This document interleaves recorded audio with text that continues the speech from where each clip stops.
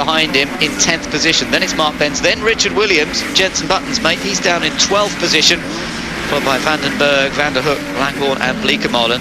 And that's how they run at this stage. 2 laps have been completed, but most of that, of course, has been under safety car as a result of the incident on the first lap. And out of this race, most significantly, the man who won both races here last year, David Salins, the driver who was lying second in the championship. 2 Britons with Richard Westbrook coming into this event. And it's a huge opportunity now for the London-based Westbrook to further extend his series lead. Still got to get through the remaining 14 laps, so let's not count anything just yet, but it is a big chance for him. Altson, his next biggest rival, still in the race, but with damage to the front end of the car. They're trying to tow those other cars over to the centre there, get them well out of the way, and Salen's car, I think, is going to be the last one to be moved. I'm not going to expect the safety car in on this lap, I think it's going to be at least one more lap before they'll release the cars into racing once again. So I think Richard Leeds probably the most disappointed amongst the front runners, apart from Salins there. There is Salen's car just being pulled back onto the grass. It really did take a big old whack, and I think some of that damage was done not in the initial impact with Altson, but probably after that as well, when it got another clout from other cars out there. Really unfortunate for Christian Menzel, who was just trying to make up places on the opening lap after problems in qualifying. He was trying to go around the outside of the corner, and well, he was pretty much blocked. His vision was blocked, and he was unable to avoid ploughing into the back of Salen's car. Very, very unfortunate for Salins, the experienced Belgian, who has been a major championship contender so far this year. Had one victory, that was in Barcelona. Really looked very strong in Barcelona, but that's his only win to date, and now his championship really is falling apart here at Indianapolis. Safety car still leads them round. Let's just see how that clear-up operation is going. We're coming down through that section now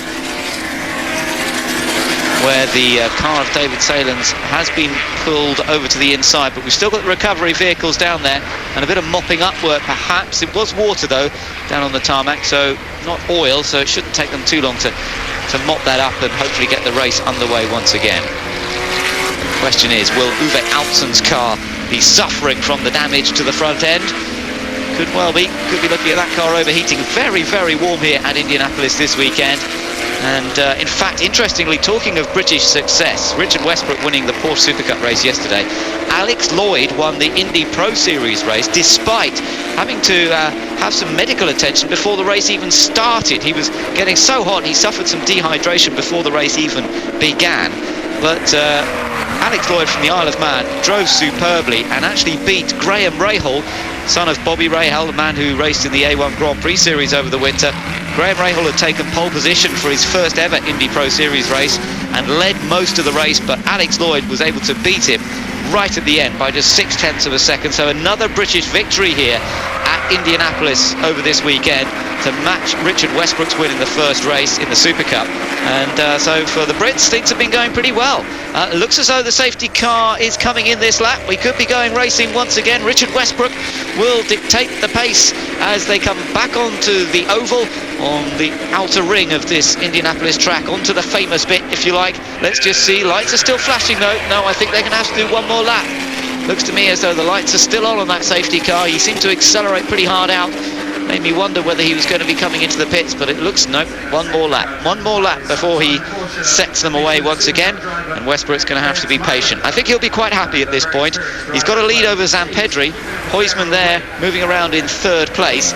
Alessandro Zampedri, the reigning champion, the experienced Italian, and certainly there are no flies on him, but whether he's going to be attacking Westbrook to try and take the lead. Zampedri hasn't really had a very good season so far, and he would just really like to get onto the podium, I think. It's been a bit of a surprise, but Zampedri has failed to finish on the podium in any of the Super Cup races so far this year, despite coming in as the reigning champion. So he's running in second place, and I think he'll be keen to hold on to that.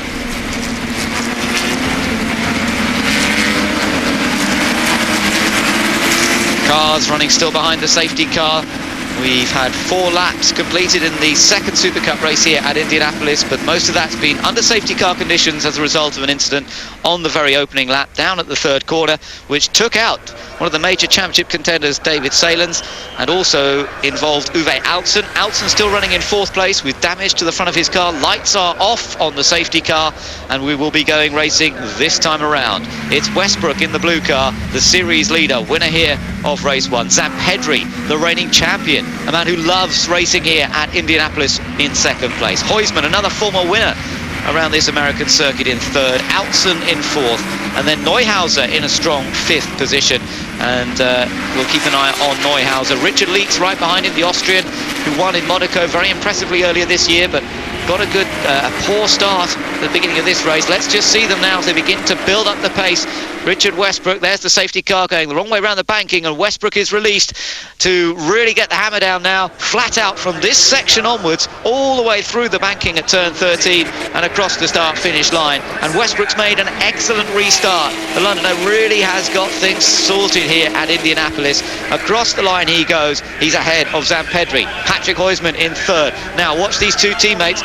Zampedri tried to pass his teammate yesterday, got it all wrong at this next corner that they're coming down to. Outbraking possibility. Neuhauser on the inside, trying to get past Altzen in the blue and white car, and Neuhauser did make it. Good move that from Neuhauser. In the background you can see somebody else just running white. That was Kelvin Birch. Yeah, he just made it through. I don't think he gained a place, Kelvin Birch, there in the background, but certainly under attack from the American driver Ian Boss. And those two had a good dice in the race yesterday as well. There is Richard Lietz, car number 46, the yellow and black car. Full bit of a lock-up from Uwe Altzen. He was doing that an awful lot in yesterday's race as well. And remember, with damage to the front end of his car, it could be that Altzen's got handling problems. On board now with Richard Lietz, looking at the back of Altzen's car just ahead of us. Oh, and we've got problems there. That's Thomas Pank in the number 24 car, pulling off to the side. Looks as though his run all over here in the 2nd race at Indianapolis. Little move going on down the inside. No, it didn't end in tears. I thought it might do just there. It's all looking a bit exciting on the latter part of this infield section here of the Indianapolis Motor Speedway. Now we begin to pick up the pace a little bit as they approach the banking. Very critical corners here as they build up the speed, and now head out onto the long open stretch where they're just running absolutely flat out, hoping to pick up a bit of a slipstream and then battle on the brakes down into turn number 1, up to over 268 kilometers an hour as they head down here. So 160, 170 miles an hour at the end of this straight, and it's still Richard Westbrook who leads with the fastest lap as well, a 1:36.024, an impressive showing once again. Another little bit of a lock up there. Was that Altzen? Oh, and Altzen straight on. Well, Altzen definitely suffering with the problems to his car. The damage to his car is more serious than we maybe thought. It's not just cosmetic. It may well have damaged the front suspension, perhaps the tracking or the setup of that front suspension. David Salens has made it back to the pits, and he's not impressed, is he? Totally unimpressed. Can't believe it. He's out of this 2nd race. He was only 10th yesterday. His challenge to Richard Westbrook is evaporating, and there's just nothing he can really do about it. Races are running out as well in the championship, and he will know more than anyone that this could have been the crucial phase of the series. Westbrook leads. Zampedri in car number 1 there in 2nd place. The experienced Italian does want to take a victory, but he also wants a prized podium finish this year, which he has failed to have so far. And then right behind them is Zampedri's teammate Patrick Huisman. So behind Westbrook here, you've probably got 2 of the most experienced Super Cup racers in the series, the reigning champion and a former 4 times champion. Both more mature drivers, shall we say, in terms of age, and they know every trick in the book. This was when Altzen went off. This was the view from right behind Richard Lietz, and Altzen just straight lined it. He just went straight down and knew he wasn't going to make the corner, and there, that lock up, he came off the brake, decided to just go straight on, and he's obviously got some problems with the car. No anti-lock brakes on the Super Cup cars anymore, remember. They use the PCCB ceramic brake, very effective. They don't have ABS as they always used to run on Super Cup cars, so we do see cars locking up a little more often than we used to. Gap opening up to 4th place. Neuhauser still in 4th. 5th place there, Richard Lietz in number 46 car. And then behind them, Philippe Behra. He's still running in 7th place. Good clean run from him so far. Not really getting engaged into the battle ahead of him here though, with Richard Lietz probably the man most likely to make progress here. You're looking straight back at Lietz's car from Neuhauser. Neuhauser, who was unlucky yesterday to go out of the race in clouting Zampedri after Zampedri spun. But Neuhauser doing well. This is his first season of Super Cup racing, and coming out of European Formula 3, it's been a bit of a learning curve to adapt to the rear-engined 911 Porsche, a very rapid car with 400 brake horsepower. But he's been driving well and gradually getting onto the pace, and here he's got a good opportunity of a decent finish. But we're riding on board with Richard Leitz, who knows these cars pretty well. He's been competing in them for the last couple of seasons now. Another youngster who raced single-seaters for a while, but has switched his attentions to racing in sports cars. And Leitz, there we are, another view back from Neuhauser at Leitz as they come up onto the banking now. Listen to that engine working hard. Absolutely flat out through the turn 13 banking and around to complete another lap. Half distance has been completed.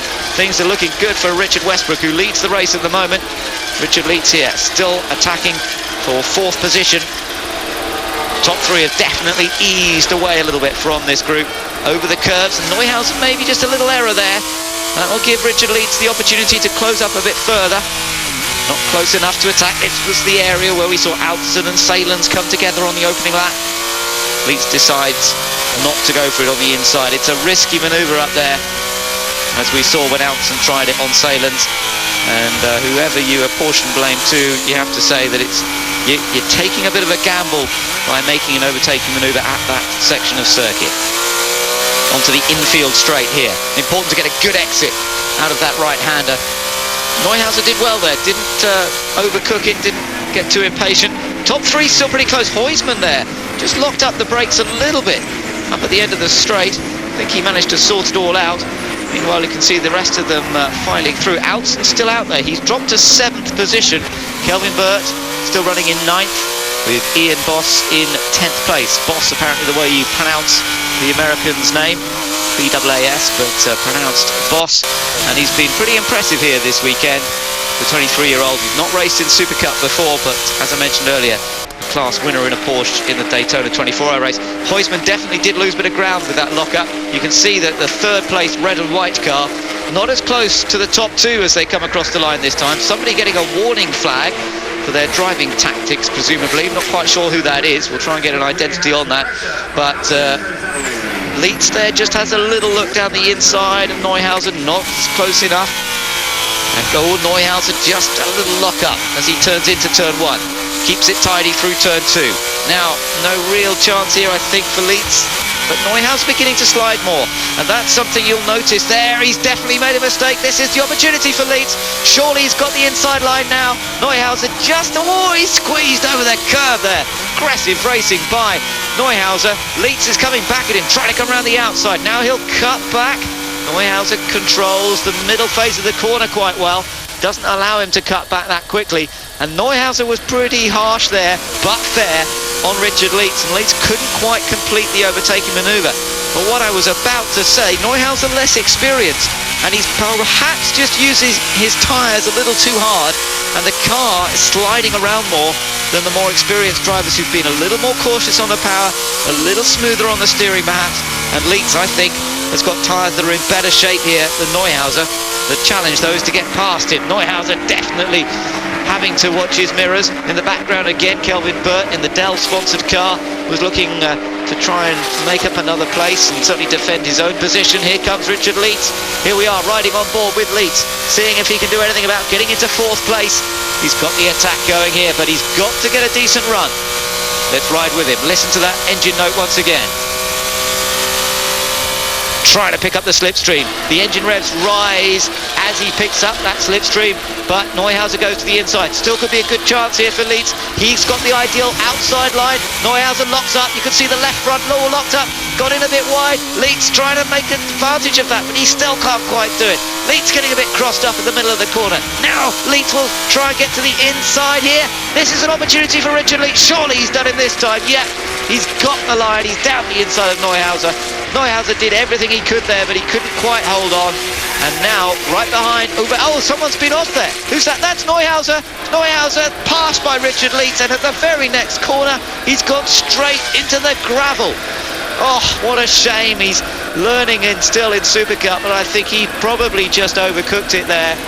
Didn't see whether there was any contact with another car or not, but he was obviously sliding, he was obviously struggling for grip, and maybe he just tried a little bit too hard, and he's taking it off into the gravel. The car's in a pretty safe place there, way out wide, but Neuhauser out of the race, and that's a shame after putting up a pretty spirited defence of 4th position for a good number of laps. Who's that? It's not race leader, no.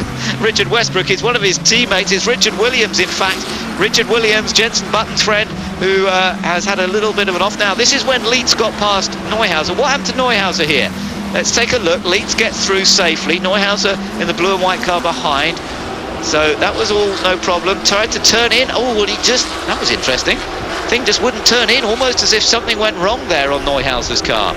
Whether he just carried too much speed in, you can see it locked up. He actually hit the brakes. Looked as though he may well have had a problem with the car there as he turned into the right-hander.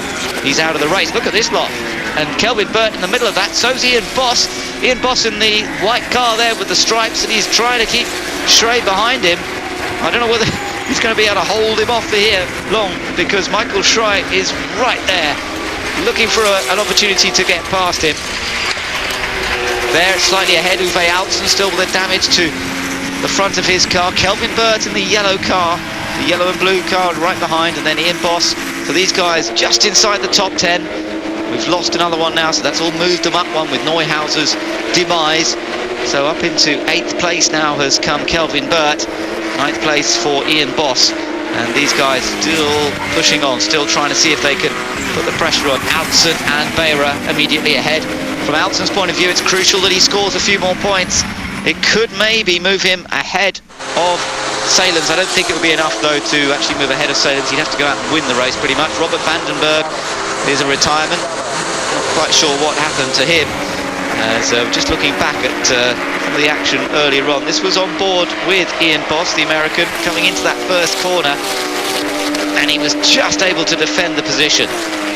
So he holds on. There are still 5 laps to go in this second race at Indianapolis. It's round 8 of the Porsche Super Cup, and it's looking so far as though Richard Westbrook is going to make it 2 out of 2 here this weekend. Philippe Behra and Uwe Altzen still dicing hard. 5th position is what they're fighting for, and Behra in 5th, Altzen in 6th, and in 7th place now Kelvin Burt, and Kelvin Burt's down the inside of Altzen. Great move from the British driver. Kelvin Burt makes the move into turn number 1, beautifully judged, didn't outbrake himself, and Kelvin Burt gets past the man who won at Silverstone. Kelvin Burt had a great run going at Silverstone, but then suffered a gearbox problem which forced him into an early retirement in that race, but he had shown great speed throughout. Yesterday he finished in 2nd place here at Indianapolis to Kelvin Burt, and that was partly due to other people's problems, but nonetheless Burt really showing good pace here. And now it's the American who was also impressive yesterday. He finished in 3rd. Now Ian Boss trying to get through on Zach Behra. I think it might be. No, it's Oliver Freimuth.